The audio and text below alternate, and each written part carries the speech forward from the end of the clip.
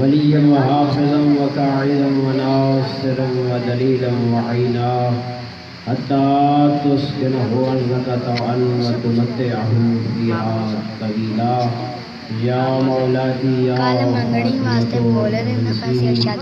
یا مولاتی یا فاطمۃ رب صل علی محمد وآل محمد وعجل فرجهم صلی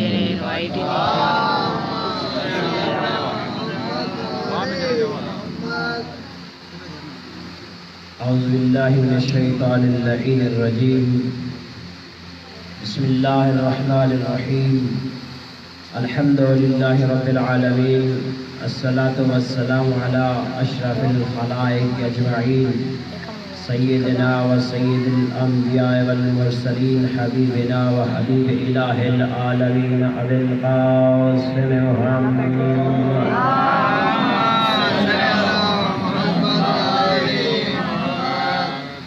وعلى آله الطيبين الطاهرين المعصومين ولعنة الله على أعدائهم أجمعين أما بعد فقد قال الله سبحانه وتعالى في القرآن الكريم بسم الله الرحمن الرحيم إن هذا القرآن يهدي للتي هي أقوم وبشر المؤمنين الذين يعملون الصالحات أن لهم أجرا كبيرا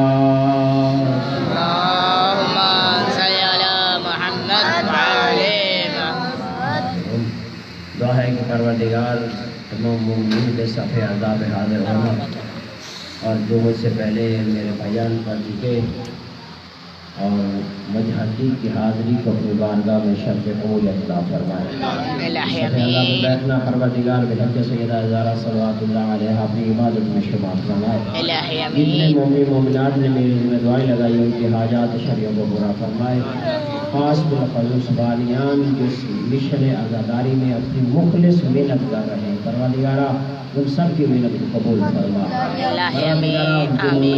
بڑے اولاد ہیں خاص بالخصوص زیدم بھائی اولاد نرین عطا فرما پروردگارہ عمران بھائی کی ساری محنت کو قبول و منظور فرما اور توفیقات خیر میں اضافہ فرما پروردگارہ اس صفحے اعضاء کی معرفت عطا فرما حقیقی وارث امام زمان کے ظہور میں تعجیل فرما اور بعد صلوات بھری کر محمد علیہ محمد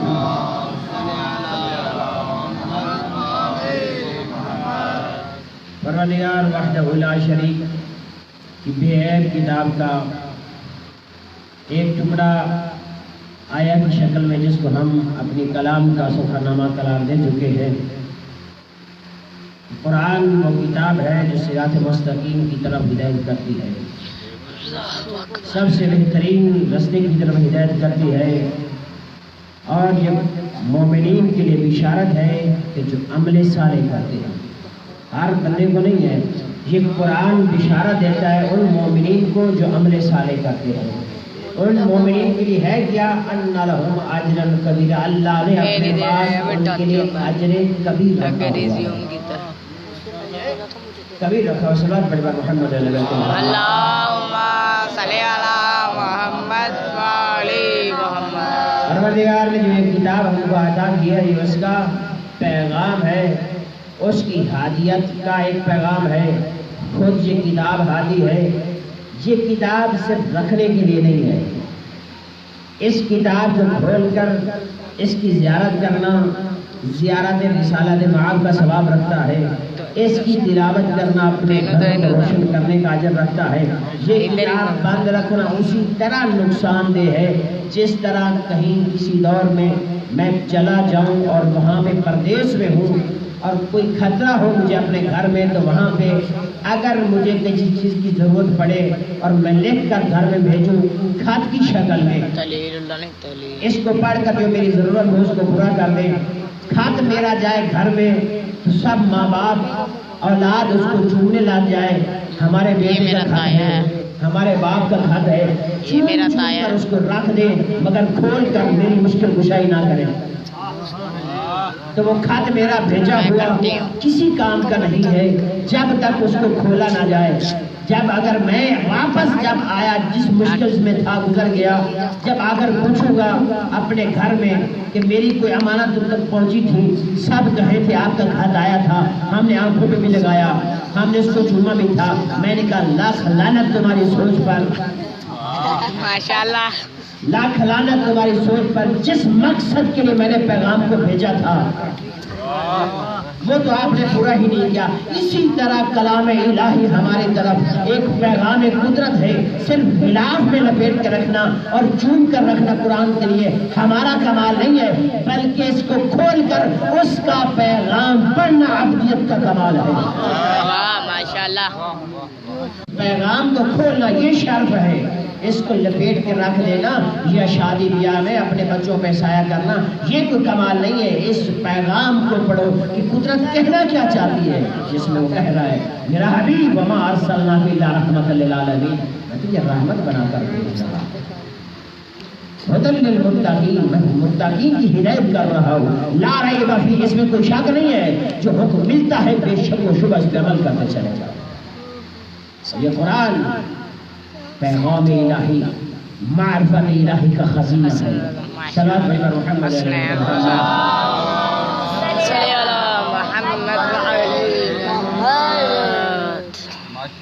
پروردگار عالم وحدہ لا شریک کا یہ پیغام اگر تلاوت کریں گے تو اس کا شرف یہ ہے کہ روایت میں ملتا ہے جو قرآن کو اپنا ساتھی بنا لیتا ہے، قرآن سے انس رکھتا ہے، قرآن سے محبت کرتا ہے، جب والدین بہن بھائی سب چھوڑ کر قبر میں تنہا چلے آتے ہیں، یہ قرآن انسانی شکل میں کھڑا ہو جاتا ہے، تمہارا معاملہ بڑھ جاتا ہے، پریشان کیوں ہے، میں جو تیرے ساتھ ہوں، تو دنیا میں میرے ساتھ تھا، میں تیری قبر روشن کروں گا، میں تیرے سوال و جواب میں کروں گا، کیوں کہ تو نے مجھے محبت سے رکھا تھا۔ کون سی منزل اور مشکل ہے؟ قبر کی منزل آسان ہے، سب سے مشکل ترین منزل کا نام قبر ہے، اس سے مشکل ترین منزل کا نام ہے برزخ۔ یہ عالم ہے جو چلتا رہے گا قیامت تک کے لیے، جب وادی اسلام تک پہنچنے والا پہنچ جائے گا اس کے لیے امان ہے، جب بروز محشر اٹھایا جائے گا جو اس کے لیے جو فیصلہ قدرت کرے گی وہ کمال ہوگا۔ سب سے مشکل منزل قبر میں ہے اور قرآن وہاں بھی ساتھی ہے۔ جس شخص کی قبر کو قرآن منور کر دے وہ دنیا کا سب سے خوش نصیب انسان ہے، سب سے بڑی فضیلت رکھنے والا انسان ہے جو قرآن کو محبت سے پڑھے، قرآن کو مودت سے پڑھے۔ اس لیے العلی والقرآن، القرآن مع علی، علی قرآن کے ساتھ ہے، قرآن علی کے ساتھ ہے۔ قرآن کو پڑھو گے تو علی کی معرفت حاصل ہوگی، علی کا ذکر کرو گے تو قرآن کی معرفت حاصل ہوگی۔ محبت صرف ایک مرتبہ جس کا بھی قرآن پڑھے، سنی ترجمہ ہو، شیعہ ہو، دیوبندی ہو، چکڑالوی ہو، جس کا بھی ہو، مگر ایک جملہ کہہ کر اے اللہ کی حق سچ کتاب، تجھے علی کی ولایت کی قسم، ماشاءاللہ، تجھے علی کی معیت کی قسم، میں تجھ سے وہ حق لینا چاہتا ہوں جو قدرت مجھے لینا چاہتی ہے، کسی کے پاس جانے کی ضرورت بھی نہیں پڑے گی۔ اللہ تجھ پر 40 دنوں بعد اپنے قرآن کی حقائق کو کھولنا شروع کر دے گا۔ ماشاءاللہ، 40 دنوں تک جو کرتے تھے ہمارے والد، خصوصاً آپ کے ساتھ تقریباً سادات ہیں، ہمارے والدین تقریباً آج سے 50 سال پہلے ہر سید گھر میں ایک دعا کرامت ہوا کرتی تھی، کیوں؟ قرآن کی خلوص کے ساتھ تلاوت کرتے تھے۔ کوئی شہیدوں کے گھر میں ان پڑھ بچہ قرآن کا نہیں ہوتا تھا، والد تربیت خود پڑھے ہوئے ہوتے تھے، کچھ اور سکول پڑھاتے یا نہ پڑھاتے، قرآن کی تعلیم ضرور دیتے تھے۔ اور قرآن وہ کتاب ہے جس کے پاس قرآن کی تعلیم ہے وہ دنیا میں بھی کامیاب ہے، وہ آخرت میں بھی کامیاب۔ چوج کرو قرآن کے ساتھ، یہ قرآن اگر حقائق کھولنے شروع کر دے تو صرف لفظ اللہ اکبر بھی بڑا ہے۔ اللہ اکبر زبان سے کہنا چھوٹا سا لفظ ہے، مگر اللہ اکبر بہت بڑی معنویت رکھتا ہے، بہت بڑا خزانہ روحانیت رکھتا ہے۔ دو الفاظ اللہ اکبر اور کلمہ لا الہ الا اللہ، یہ اتنی معنویت رکھتے ہیں، اتنی گہرائی رکھتے ہیں کہ ان کے برابر تو کوئی جملہ نہیں ہے۔ امام صادق علیہ السلام کے پاس ایک شخص آیا، اللہم صلی علی محمد وعلی محمد، شخص آیا، کہا کہ اللہ اکبر کی تعریف کیجیے، اللہ ہر چیز سے بڑا ہے۔ امام نے فرمایا نہیں، ہم بھی سوچتے ہیں نا اللہ ہر چیز سے بڑا ہے. امام نے فرمایا نہیں کہ کیوں بڑا؟ ہر چیز سے بڑا تو ہے نا، اللہ کل شیء قدیر ہے. اللہ کے رسول کے نمائندے نے کہا اللہ اکبر کو ہر چیز سے بڑا کہنا اللہ کو محدود کرنا ہے. اگر اللہ کو چیزوں کے ساتھ تصور کر لیا کہ اللہ چیزوں سے بڑا، پھر اللہ محدود ہو گیا. اللہ اتنا بڑا ہے لا یوصف، جس کی توصیف بیان نہ کی جا سکے. اللہ اتنا بڑا ہے. اور ایک مرتبہ اللہ اکبر کی معنویت کو اپنے دل کی گہرائیوں میں جا کر بیٹھ کے سوچیے گا. لا الہ الا اللہ کا اقرار، تولا و تبرع، محبت الہی کو بیٹھ کر سوچیے گا کہ یہ پیغام دینا کیا چاہتی ہے. کوئی ایک ہی لفظ میں پیغام دینا کیا چاہتی ہے. میں نے دو باتیں پہلے عرض کر چکا ہوں. ممبر اور علم. ممبر ہے علم کی علامت، علم ہے شجاعت کی علامت. اور آج دو جملے نئے دینے لگا ہوں.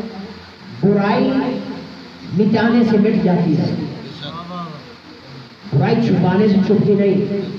اور جہالت مٹانے سے مٹ جاتی ہے، چھپانے سے چھپتی نہیں ہے. جہالت مٹانے سے مٹ جاتی ہے، چھپانے سے نہیں چھپتی. اگر کوئی چھپانا بھی چاہے چھپا نہیں سکتا، ذلیل و رسوا ہو جاتا ہے. ذلیل و رسوا ہو جاتا ہے. جس طرح رسول خدا صلی اللہ علیہ وآلہ وسلم کی خدمت میں جب جبریل آیت لے کر آئے وَكُلَّ شَيْءٍ أَحْصَيْنَاهُ فِي إِمَامٍ مُبِينٍ، وہ امام مبین ہے کون؟ صحابہ اٹھے. پیغام حق یہ تھا کہ جو کائنات کا سب سے بڑے معلم خود کی عظیم کے مالک رسول بیٹھے ہیں، پوچھ لیتے ہیں یا رسول اللہ یہ قرآن کی آیت سمجھ میں نہیں آ رہی، اللہ کہنا کیا چاہتا ہے، اس آیت کا پیغام کیا ہے. ایک مرتبہ ایک صحابی اٹھا، بہت سے سنیے. صحابی اٹھا، اس نے کہا یا رسول اللہ مجھے اس کی سمجھ نہیں آ رہی. ساتھ ہی جملہ کہہ دیا یا رسول اللہ، اس سے کیا توریت تو منظور نہیں؟ اس کو فقہ میں کہتے ہیں اضطراب الجہل. انسان اپنی جہالت کو چھپانے لگ جائے. انجیل رسول نے کہا نہیں، کذبوا کا نہیں. ترتیب ہی ایسی بنی کہ 3 مرتبہ اس نے سوال کیا. رسول نے کہا نہیں، رسول نے کہا نہیں، رسول نے کہا نہیں. جب یہ چپ ہوا ادھر سے مسجد نبی میں علی داخل ہوئے. رسول نے کہا دیکھو علی آ رہا ہے، دیکھو علی آ رہا ہے. 3 مرتبہ کے انکار کے بعد چوتھا اقرار امام مبین علی آ رہا ہے. رسول نے ترتیب بتائی ہے انکار میں نہیں ہے پہلی توریت، نہیں ہے زبور، نہیں ہے انجیل. جیسے ہی علی نے قدم رکھا کہ یہ امام مبین آ رہا ہے. ماشاءاللہ، یہ امام مبین آ رہا ہے. یعنی اضطراری جہالت کو اپنے تصوراتی خیالی علم سے چھپایا نہیں جا سکتا، صرف ضلالت اٹھائی جا سکتی ہے. صلوات پڑھی پر محمد علیہ وسلم.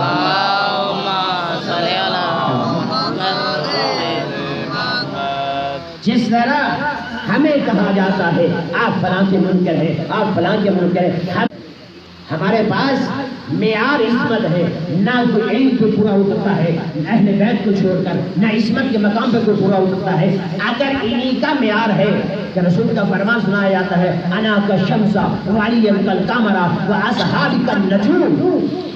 میں چاند ہوں، علی فرماتے ہیں میں چاند ہوں، میرا آقا سورج ہے اور اصحاب ستارے ہیں. کس کی منزل زیادہ ہے؟ سب سے زیادہ کون سی روشنی دینے والی چیز ہے؟ سورج. اس کے بعد مقام کس چیز کا ہے؟ بلا فصل آتا ہے، وہ کون سی چیز ہے؟ چاند ہے. اور تیسرا مقام ہے ستاروں کا. اگر اللہ کے بنائے ہوئے رسول نے یہ کہہ دیا میں سورج ہوں، علی چاند ہے، صحابہ میرے ستارے، اسی ترتیب کو بھی قائم رکھ لو، اسی ترتیب کو بھی قائم رکھ لو کہ رسول سورج ہے، علی چاند ہے، ستارے ہیں اصحابہ. جب چاند سورج کے برابر نہیں ہو سکتا ماشاءاللہ، تو ستارے چاند اور سورج کے برابر کیسے ہو سکتے ہیں؟ اگر انہی اصحاب کو تم نے اہل بیت کو چھوڑ کر، رسول کو چھوڑ کر منبع دین قرار دینا ہے تو اللہ فرماتا ہے سورہ جمعہ میں اے میرا حبیب ترکوک قائما قل ما عند اللہ خیر من اللہو من التجارہ. اے میرا حبیب تجھے یہ حالات جمعہ میں چھوڑ کر چلے جاتے ہیں.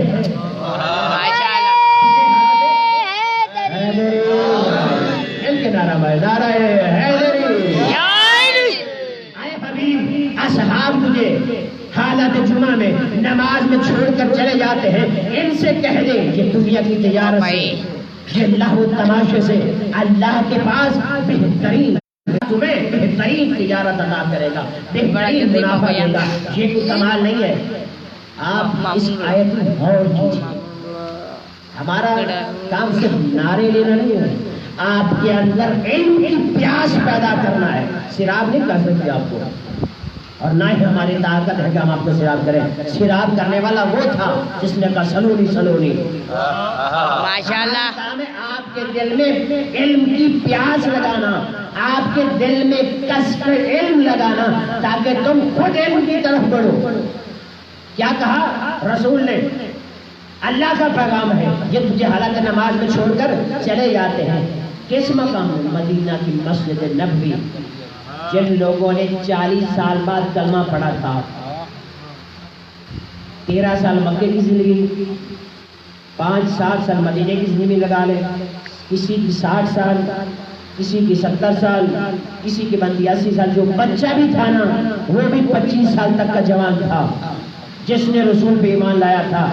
70، 80، 50 اور 25 سال کی مخلوق نبی کو حالت جمعہ میں چھوڑ کر چلی گئی، اور روایت میں ہے ایک مرتبہ ایسے ہوا کہ نبی کو سب چھوڑ کے چلے گئے، صرف 8 لوگ بچ گئے تھے۔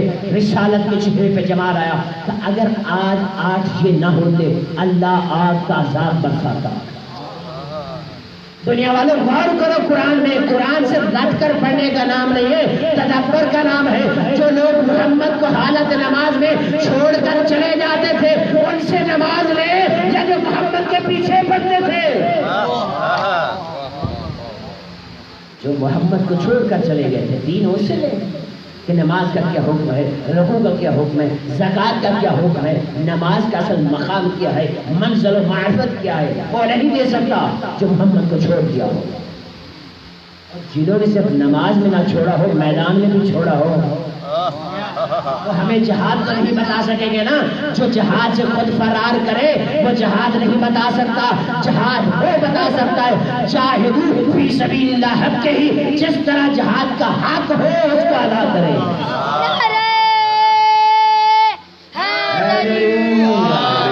وہ کائنات میں صرف ایک ہستی ہے جس نے پشت کی طرف زندگی میں کبھی زرہ کو نہیں پہنا، اور صحابہ نے کہا یا علی سینے سے زرہ کو پہنتے ہو، پشت میں کیوں نہیں پہنتے؟ کہا خدا لعنت کرے اس دن پر جس دن علی کو پیچھے سے کوئی حملہ کرے۔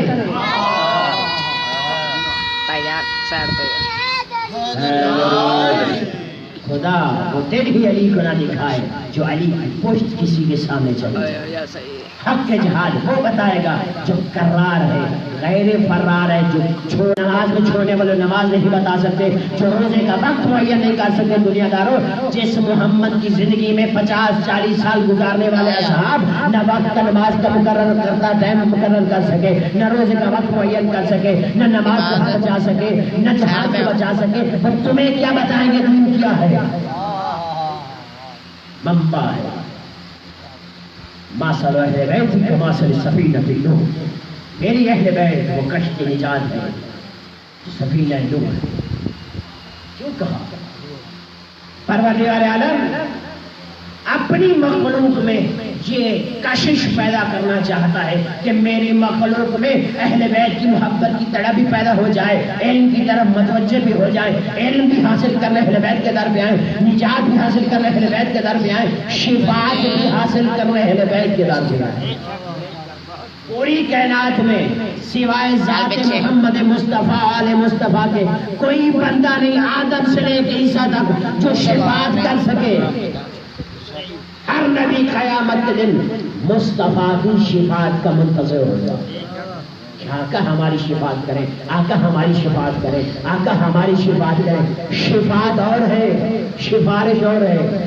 کبھی شفاعت کو سفارش سمجھ کے عملے سارے نہ چھوڑ دینا۔ شفاعت اس کی جاتی ہے جس میں کچھ کمی بچ جائے۔ سفارش اور چیز ہے، سفارش کیا چیز ہے؟ رشوت۔ اور رشوت کے بارے میں کیا فرمانا ہے؟ الراشی والمرتشی کلاہما فی النار، دونوں جہنمی ہیں۔ اور شفاعت یہ آسانی سے سمجھاتا چلو آپ سب لوگ تقریباً ذمہ دارہ سے متعارف ہیں. جب کوئی ایک ساتھ ملی ہوئی زمینوں کو ایک ساتھ ہی بیچنے لگے، کسی اور غیر فریق کو ساتھ والا اس پہ کہتے شبہ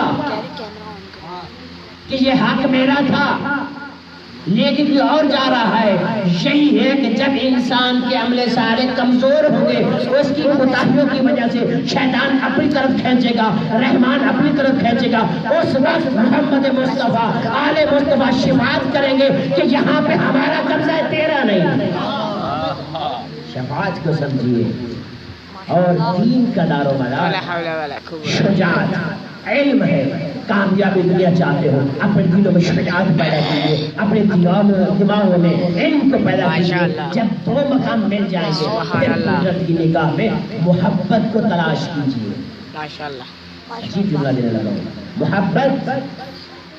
آج تبلیغ کرتے رہے ہم آپ کو کہ عبادت کرو، یہ عمل صالح ہے، لیکن خدا سے ہمارا رشتہ عبادت کے ساتھ استوار نہیں ہے. خدا کا اور مخلوق کا رشتہ محبت کا رشتہ. اسی لیے تو نبیوں کو بھیجا تھا رحمت بنا کر کہ مخلوق میں نفرت نہیں محبت ڈالیے. لا تفرقوا، فرقوں میں نہ بٹیے، محبت ڈالیے. اگر سمجھ نہ آئے تو اس قرآن کی آیت کو پڑھنا، قل ان کنتم تحبون اللہ فاتبعونی یحببکم اللہ. اگر تمہارے دلوں میں اللہ کی محبت ہے تو محمد کی اتباع کرو. محبت کا رشتہ اپنائیے. محبت ہے گی تو پھر جا کر انسان کا اس کے ساتھ وقت ہے. محبت عام نہیں. محبت کو سمجھیے. محبت ہے کیا؟ محبت خواہشات نفسانی کا نام نہیں. محبت اپنی دنیا کی زندگی میں لذت کو پورا کرنا، خواہش نفسانی کو پورا کرنا محبت نہیں ہے. محبت وہ ہے جس میں نفس شامل نہ ہونے پائے. محبت کے معنی کو دل سے تصور کیجیے. محبت ذات الہی کے ساتھ ہوگی، نفسانی نہیں ہو سکتی. ہمیشہ جوہد کرو، ریاضت کرو، کمال کرو، محنت کرو محبت الہی میں. اور دنیا میں رہ کر کسی بھی شخص سے اللہ کے لیے محبت کرنا کائنات کا سب سے بڑا ریاض ہے. لوگ چیزیں کرتے ہیں، لوگ سالوں سال جنگلوں میں رہتے ہیں، کیا کر رہے ہیں؟ ریاضت کر رہے ہیں. مگر ذات الہی کے لیے محبت کرنا، کسی بھی شخص سے محبت کرنا سب سے بڑا ریاض ہے. اگر انسان کم سے کم اپنی بیوی سے صرف خدا کے لیے محبت کرے. کیوں کرے؟ اس کی بیوی ہے نہیں، کنیز خدا سمجھ کر اپنے ذہنوں کو پلٹیے. کنیز خدا سمجھ کر اپنی عورت سے محبت کرتا ہے، یہ کنیز خدا ہے، اس کی حاجت پوری کرتا ہے تو اللہ اس محبت کے بدلے میں ہزاروں کرامتیں اور اس پہ رحمتیں برساتا ہے. اگر بیوی اپنے میاں سے اللہ کے لیے محبت کرے، یہ اللہ نے میرا سہارا مقرر کیا ہے، یہ میرا شوہر ہے، اس لیے اللہ نے عطا کی ہے نعمت، اس کی خدمت کرے، اللہ اس کو بھی اجر عظیم عطا کرتا ہے. اگر انسان اپنی اولاد سے محبت کرے اللہ کی نعمت سمجھ کر، اپنی اولاد سے صرف یہ سمجھ کر نہ کرے یہ میری اولاد ہے، اس پہ خرچہ کرے، دولت لٹاتا چلا جائے، تربیت کا خیال نہ کرے، بلکہ محبت کرے یہ اللہ کی نعمت ہے، اس کا حساب دینا ہے. جب یہ بگڑ جائے گی میری دولت سے تو گریبان میرا ہوگا. توحید پوچھے گی جب نعمت دی تھی اس کا حساب بھی تو دے، مجھے دی تھی میں نے نعمت. توحید کہتی ہے محبت کا رشتہ استوار کر، محبت کے رشتے کو قائم کر. محبت کے بغیر نہ توحید بچتی ہے. اس نے کہا تھا حب علی ایمان، علی کی محبت ایمان ہے. علی کی محبت ایمان ہے. ہر حدیث کا ہر موقع پر، ہر منطق پر، ہر فلسفے پر جس طرح اس کا ترجمہ کیا اس کا اپنا ہوتا ہے. محبت پیدا کیجیے جس محبت میں نفس نہ ہو، جس محبت میں دنیا داری نہ شامل ہونے پائے، اس محبت کو اپنائیے. اس محبت کو اپنا کر اگر کوئی شخص اتنا بڑا جہاد کرے، اس کا دشمن اس کے سامنے ہو مگر اس میں نفس شامل نہ ہونے پائے، وہ صرف ایک ہی ہستی ہے، وہ علی المرتضیٰ ہے. جنگ خندق کا میدان ہے، قاتل سامنے لیٹا ہوا ہے، وہ اس کو قتل کرنا چاہتے، جیسے ہی اس نے گستاخی کی دیا؟ کہا یا رسول اللہ، صحابہ نے کہا علی نے قاتل کو چھوڑ دیا، علی نے مشرک کو چھوڑ دیا۔ کہا جب علی واپس آئے گا نا اسے پوچھ لیں گے کیوں چھوڑا ہے اتنے بڑے مجاہد کو، جو کافروں کا مجاہد ہے، 1000 بندوں سے لڑنے والا ہے، عمر کو کیوں چھوڑ دیا؟ جب علی واپس لوٹ کر اس کا سر لے کے آئے تو ایک مرتبہ صحابہ نے کہا یا علی، جب عمر کو گرا دیا تھا، جب اس نے پاؤں کاٹ دیے تھے، پھر اس کو چھوڑا کیوں آپ نے؟ کہا اس نے میرے ساتھ گستاخی کی تھی۔ اس وقت علی کو ذاتی غصہ آ گیا تھا، علی نے چھوڑ دیا، علی نے چھوڑ دیا۔ جب میں نے اپنے آپ کو ذاتی محبت میں ڈالا پھر جا کر اس کو قتل کیا۔ اسی لیے تو رسول نے کہا تھا حبک علی الایمان بغض علی الکفر۔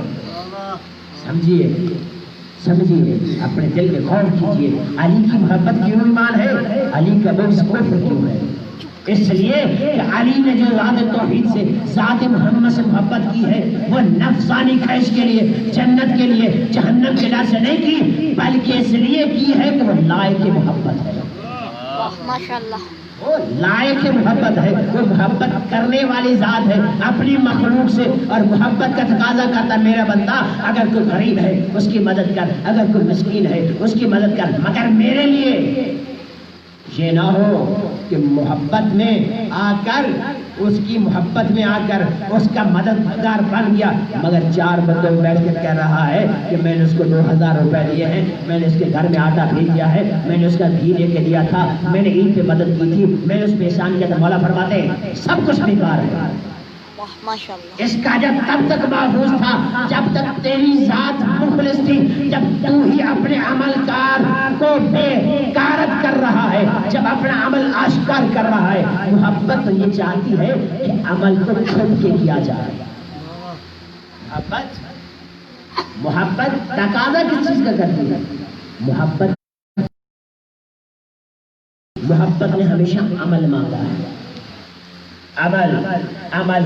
اللہ کے نبی سے علی نے کی محبت، اللہ سے کی محبت، اور پوری زندگی کا جہاد، پوری زندگی کی نمازیں اس کی ذات کے لیے اتنی مخلص ہو کر کی کہ میدان خندق میں اٹھنے والی تلوار کے بارے میں رسول نے کہا، ایسے رسول نے جس کی زبان پہ لوح محفوظ سے اتری عید کی مہر لگی، وما ینطق عن الہوی ان هو الا وحی یوحی، یہ نبی نطق نہیں کرتا جب تک وحی نہ آ جائے۔ وہ کہہ رہا ہے الضربۃ علی فی یوم خندق من افضل عبادت ثقلین، علی کی ایک ضرب ثقلین سے افضل ہے۔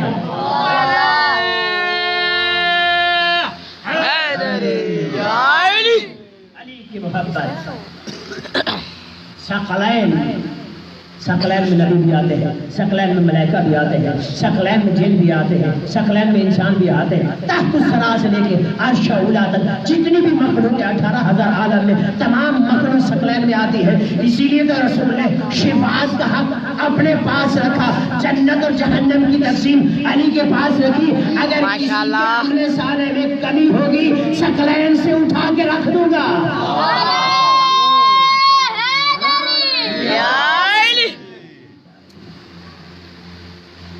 ثقلین سے، علی کی ضرب سے اٹھا کے رکھ دیا۔ اسی لیے شفاعت کی ذمہ داری رسول نے اپنے لیے رکھی، اور جنت اور جہنم کو تقسیم کرنے کی ذمہ داری علی کے سپرد کی۔ ساتھ مصطفیٰ کا ہر فعل حکمت سے خالی نہیں ہے، حکمت رکھتا ہے۔ غور کیجئے۔ اسی لیے تو اللہ کہتا ہے کہ میرے نبی کے کلام میں بھی غور کیجئے، میرے قرآن میں بھی غور کیجئے، اپنے نفس میں بھی غور کیجئے، کیونکہ تجھے وہ درس ملے گا جو کہیں اور سے نہیں مل سکتا۔ اسلام کی ابتدا دعوت عشیر سے ہے، اسلام کی تکمیل خم غدیر پہ ہے۔ غدیر کے بارے میں کیا ہے؟ یا ایھا الرسول بلغ ما انزل الیک من ربک وان لم تفعل فما بلغت رسالتہ، اے میرے رسول جو پیغام تیرے رب کی طرف سے نازل ہو چکا ہے اس کو پہنچا، اگر نہ پہنچایا تو رسالت کا کوئی کام نہ کیا۔ اے میرے رسول بلغ رسالت رب، اور سب سے پہلی دعوت کی طرف چلیے۔ دعوت ذوالعشیرہ 3 دن تک رسول بلاتا ہے 2 دن تک کھا کے واپس چلتے رہے کہ محمد جادو کر رہے، ہم اس کا کلام نہیں سنیں گے۔ جب 30 دن جانے لگے تو ابو طالب کا کیا ابو لہب ابو طالب کے لہجے میں وہ خاموش ہو کر تمام قریشی بیٹھ گئے اور جیسے رسالت کا یا سیدی و مولائی کون بلغ رسالت آئے میرا سید سردار، آئے میرا آقا و مولا، آئے محمد اٹھئے، ایک تک رسالت کا پیغام پہنچائیے، رسالت کا کون یا محمد یا سیدی و مولائی بلغ رسالتا، بلغ رسالتا کس کا پیغام تھا؟ توحید کا پیغام تھا۔ ادھر ہمیں غریب پہ کیا یا ایھا الرسول بلغ ما انزل الیک من ربک فإن لم تفعل فما بلغت رسالتہ۔ ادھر نے جو ابو طالب نے کلام کیا تھا، ادھر اللہ نے کلام قرآن میں ڈال کر ادھر سے ابو طالب کے احسان کو اتار کر ادھر محمد نبی بنا تھا، ادھر علی ولی بن رہا ہے۔ اس وقت علی نے مجمع اکٹھا کر کے محمد کو دیا تھا اور خون غدیر پہ محمد مجمع اکٹھا کر کے علی کو دے رہا ہے۔ واہ واہ ماشاءاللہ ماشاءاللہ ماشاءاللہ۔ قرآن کی طرف رجوع کیجیے، قرآن کہنا کیا چاہتا ہے؟ کلام ابو طالب تم یا سیدی و مولائی، کیا آپ رشتے سے ابو طالب کا ایمان جو پہلی دعوت میں کہہ رہا ہے کم یا سیدی و مولائی، اقرار تو کر رہا ہے نا نبوت کا۔ بلغ رسالتا، رسالت پہنچائیے۔ جو منکر رسالت اور رسالت پہنچانے دے گا ناممکن ہے۔ ادھر اللہ نے اس احسان کو اتارا، اپنے حبیب کے احسان کو ہمیشہ پوری زندگی اللہ حبیب کے احسان کو اتار اتار کر اہل بیت پہ احسان کرتا رہا۔ ادھر ابو طالب نے محمد کو پالا، اللہ کے حبیب نے علی کو پالا۔ حبیب تجھے ابو طالب نے پالا ہے، حبیب کو علی کو پالے گا، اس لیے کہ میرا ابو طالب جس کو پال رہا تھا وہ سید الانبیاء بنا، جس نے نبی نے جس علی کو پالا وہ سید الاولیاء بنا۔ کیا مقام ہے، کیا معرفت ہے، کیا لعاب رسول کا اثر ہے، کھٹکی میں ڈال ڈال کر علم رسالت پہنچا رہے اور فرماتے ہیں دنیا والوں یاد رکھو مجھ علی کے سینے میں علم کے ٹھاٹھے مارتے ہوئے سمندر ہے۔ مجھ علی کو اپنے اوپر قیاس نہ کرنا، مجھ علی سے پوچھنا چاہو، جو پوچھنا چاہو پوچھ سکتے ہو۔ میرے علم کا اتنا بڑا کمال ہے، اتنا بڑا کمال ہے، میں حسرت میں ہوں کوئی پوچھنے والا مجھ سے پوچھے میں اسے بتاؤں، کوئی مجھ سے سخاوت مانگنے والا سخی سے مانگے میں اسے عطا کروں۔ تاریخ لکھتی ہے ایک مرتبہ ایک سوال آیا کہ یا علی ایک شہر مشرق میں ہے، ایک مغرب میں ہے، ایک ایک شہر کے اوپر ایک ایک لوہے کی دیوار ہے اور ایک شہر میں 70,000 زبان بولی جاتی ہے۔ یہاں پہ اہل سنت مفسرین آ کر خاموش ہو گئے اور شیعہ کی طرف سے روایت کی ہے کہ شیعہ کہتے ہیں جب علی مولا کے سینے پہ ہاتھ مار کے کہا دنیا والوں 1,40,000 زبان کی بات کرتے ہو، اللہ نے مجھے وہ امام بنایا ہے جس کے پاس ہر چیز کا علم ہے۔ اللہ نے کائنات میں 18,000 عالم کو خلق کیا، ایک عالم میں اللہ نے 18,000 مخلوق کو رکھا، مجھے تو اللہ نے 32 کروڑ 40 لاکھ مخصوص مخلوق کا علم عطا کیا ہے۔ ماشاءاللہ ماشاءاللہ کمال ہے، کمال معرفت کہاں سے حاصل ہوئی؟ لعاب رسول، لہر نبی کو چوس چوس کر پروان چڑھنے والا علی اس مقام تک پہنچا۔ علم کا میدان ہے تو علی کی مثل نہیں، شجاعت کا میدان ہے تو علی کی مثل نہیں، محبت کا میدان ہے تو علی کی مثل نہیں، جہاد کا مقام ہے تو علی کی مثل نہیں، نماز کا مقام ہے تو علی کی مثل نہیں۔ اسی جیسے بے مثل کو تو امام ہونا چاہیے۔ محمد